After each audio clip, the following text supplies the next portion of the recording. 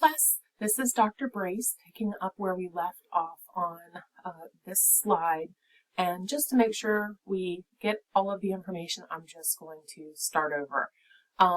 So we've talked about developing a positive learning environment. We've talked about providing functional and factual health knowledge. We've talked about different teaching strategies that are either one-directional or could be reflective and a little bit more interactive. Now we're talking about teaching strategies that are more engaging. So when you're developing your curriculum and your lesson plan, best practices are to include different types of teaching strategies. So don't just focus on lecturing. Don't just focus on group discussions. Try to integrate different types. So you want to remember that you need to tailor that activity to the level of your priority population. Group discussions may not be as successful with pre-K students as they would be with college students. Your general population might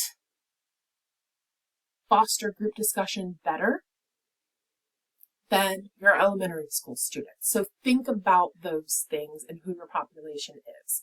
So your group discussions are going to be exactly what they sound like. You're going to pose some sort of topic or prompt or discussion question and have your group discuss that, and you as the expert can provide additional prompts to keep the discussion going, to redirect, or to correct anything that is possibly inaccurate. You can have the participants do cooperative learning where they learn through a task together. You can have them engage in problem solving where you give them some sort of problem and they research what that is and work collaboratively to figure out some sort of solution to that. So I would recommend having them go into the literature and find what are other programs that have been developed and have worked, and have them present evidence-based solutions to that problem.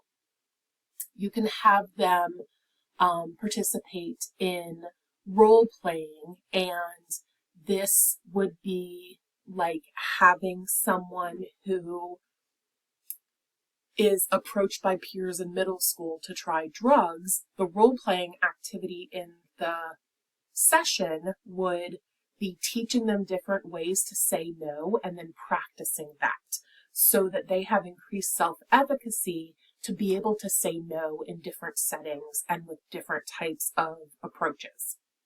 You can have peer-led activities where you have peers who are trained in a specific area and have them lead the activity.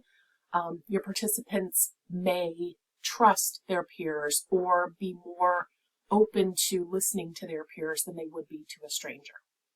And then there are skill building activities that you can do as well. So you want to make sure that, again, you're looking at what your participants' needs are, what their developmental and emotional maturity levels are, and where they are with their current level of knowledge and skills, and then you'll tailor your activities related to that. So it's varied to meet the different learning needs of your population. And when you're thinking through these more engaging teaching strategies, again, you want to address key health-related concepts. You want to make sure that you encourage creative expressions so that they feel safe to be able to express themselves, their thoughts, etc. You want to make sure that you're enabling them to share their personal thoughts, feelings, and opinions, that you are providing an environment where they can consider new arguments and where they're able to develop new critical thinking skills. So you want to focus on behavioral skills. So how can you help to promote changing behavior? And I mentioned it briefly before, but goal setting and self-monitoring of progress towards those goals is one way to do that. And that's why for this curriculum development, we are developing SMART objectives, so you can set a goal and be able to monitor it, but you can also, with your participants, help them set SMART goals using the same specific, measurable, attainable, realistic, and time encapsulated. You also want to focus on building social support for a new behavior.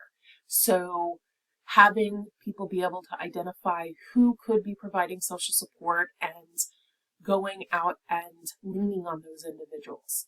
You want to promote behavioral reinforcement through self-reward and positive self-talk, and then also structured problem solving to maintain that behavioral change.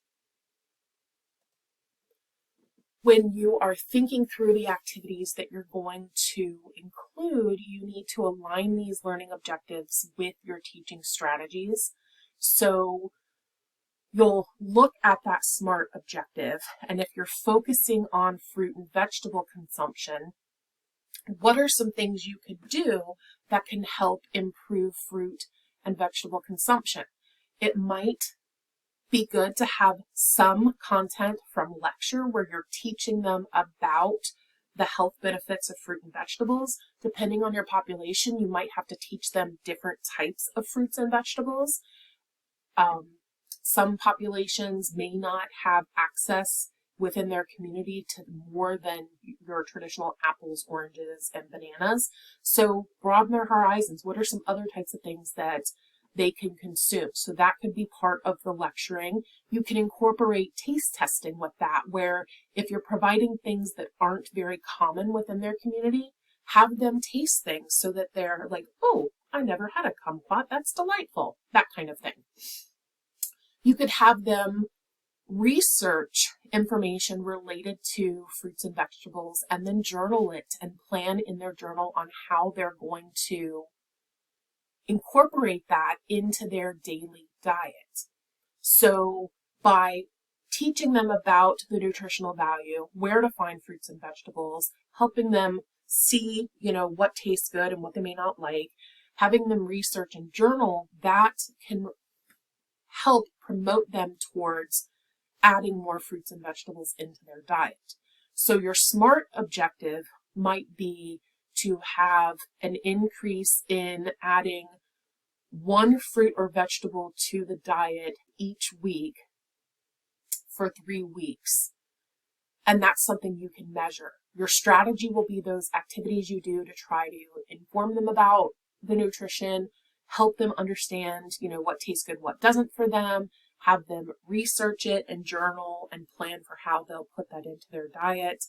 And then you can measure that change, whether or not they added one more piece of produce each week for 3 weeks, by doing a food frequency questionnaire where they take this before the program starts and they complete it after the program to see, was there indeed an increase in the amount of fruits and vegetables they consumed?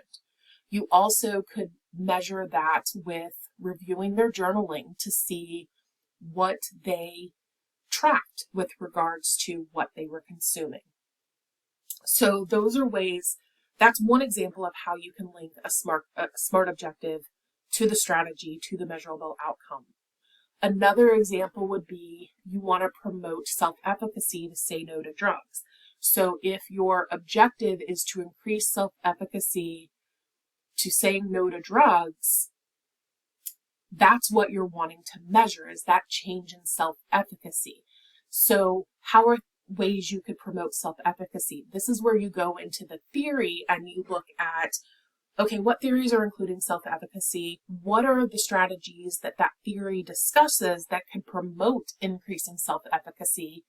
Some of those might be practicing a behavior. Some of those might be role-playing so that they're saying no to their peers if they're approached and offered drugs. So you want to promote self-efficacy. Your strategy is practicing or role-playing, saying no, so that increases their ability to feel confident that they can say no in other settings. And then you would measure that change in self-efficacy using a pre-post assessment as well. So you would assess their level of self-efficacy using a self-efficacy scale before your program starts. You would go through your curriculum and your lesson plans, and then at the end of that, you would give them that same assessment measuring self-efficacy, and then you would look at the differences between pre and post test, and that would tell you if there was a change. So with aligning these learning objectives to your teaching strategies, you start with that objective. You next then move to the strategies that will best help you meet that objective. And you want to look at theory at the same time. And then you will identify ways to measure those outcomes related to your SMART objective. So everything is aligned and links together. So that is everything we have for looking at our effective teaching strategies. These are some of the references which are also available on Canvas. Your content's coming from chapter 17 through 20 in the Beans and Alperian text. CDC has wonderful resources on characteristics of an effective health education curriculum that covers content before this module and then after, so definitely check that out. And then the World Health Organization has a publication about how to incorporate theory, effective strategies, and core competencies into health education. If you have any questions, please post them up to Canvas and I will answer them there. But otherwise, I hope you have a lovely day, and until next time, thank you.